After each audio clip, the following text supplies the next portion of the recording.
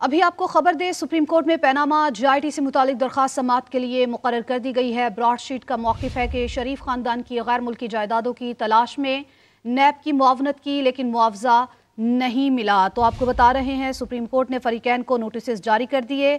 Broadsheet volume 10 को बरतानवी अदालत में बतौर सबूत पेश करना चाहती थी। गैर मुल्की जायदादों की तलाश में नैब की मुआवनत की, लेकिन मुआवजा नहीं मिला। ब्रॉडशीट का मौक़िफ़ सामने आया है। ब्रॉडशीट कंपनी ने सुप्रीम कोर्ट में आईनी दरख्वास्त दायर कर रखी है। चीफ जस्टिस की सरबराही में कायम 2 रुकनी बेंच 22 अगस्त को समाअत करेगा। सुप्रीम कोर्ट पैनामा JIT से मुतालिक दरख्वास्त समाअत के लिए मुकर्रर कर दी गई है। चीफ जस्टिस की सरबराही में कायम 2 रुकनी बेंच 22 अगस्त को समाअत करेगा। ब्रॉडशीट कंपनी ने सुप्रीम कोर्ट में आईनी दरख्वास्त दायर कर रखी है। गैर मुल्की जायदादों की तलाश में नैब की मुआवनत की, लेकिन मुआवजा नहीं मिला। ब्रॉडशीट की जानिब से ये मौक़िफ़ इख्तियार किया गया। ब्रॉडशीट वॉल्यूम 10 को बरतानवी अदालत में बतौर सबूत पेश करना चाहती थी। सुप्रीम कोर्ट ने फ़रीक़ैन को नोटिस जारी कर दिए। ब्रॉडशीट कंपनी ने JIT रिपोर्ट का वॉल्यूम 10 हासिल करने के लिए सुप्रीम कोर्ट में एक आईनी दरख्वास्त दायर कर रखी है।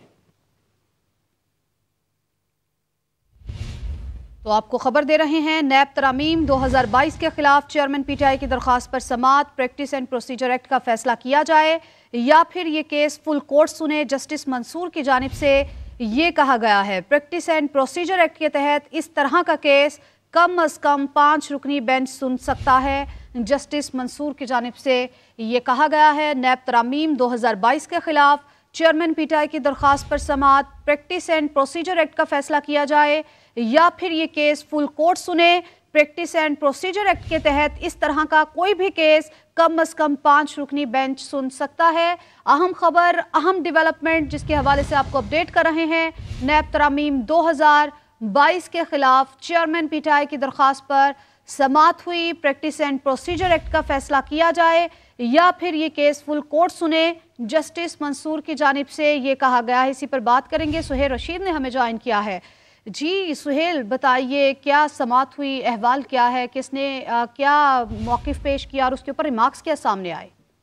देखें, आज केस तो नैब तरामीम के ऊपर लगा था, जिनको चैलेंज किया गया था 2022 की तरामीम को, लेकिन चूंकि ये भी बुनियादी हकूक के मामले पर चैलेंज की गई और मुफाद आमा का केस बनाया गया था, तो इस पर जस्टिस मंसूर अली शाह ने समाअत के आगाज पर ही ये रिमार्क्स दिए कि वो चूंकि मिलिट्री कोर्ट्स वाले केस में एक नोट लिख चुके हैं और अपनी राय बता चुके हैं कि प्रैक्टिस एंड प्रोसीजर एक्ट की मौजूदगी में इस तरह का जो केस है वो सादा बेंच नहीं सुन सकता, उसको फुल कोर्ट ही सुनना चाहिए। तो मैं उसी मौक़िफ़ पर अब भी कायम हूँ कि या तो पहले प्रैक्टिस एंड प्रोसीजर केस का फैसला किया जाए या फिर ये जो नैब तरामीम वाला केस है इसको फुल कोर्ट के पास लगना चाहिए। उन्होंने साथ ये भी वाज़ेह किया कि वो सिर्फ ये एक गुजारिश है अपनी जो चीफ जस्टिस के सामने रख रहे हैं, ताहम वो बेंच की से अलहदा भी नहीं हुए और वो बेंच में बैठे थे, केस को सुना भी। और उसके बाद जो मखदूम अली खान थे, मुस्लिम लीग नून के वकील इस केस में, उनकी जानिब से भी यही मौक़िफ़ लिया गया कि ये बेंच इस केस को ना सुने, जिस पर चीफ जस्टिस ने ये रिमार्क्स दिए कि आप इस केस में जो काबिल समाअत होने का मामला था ठीक है, उस पर भी सुहेल आपका बेहद शुक्रिया।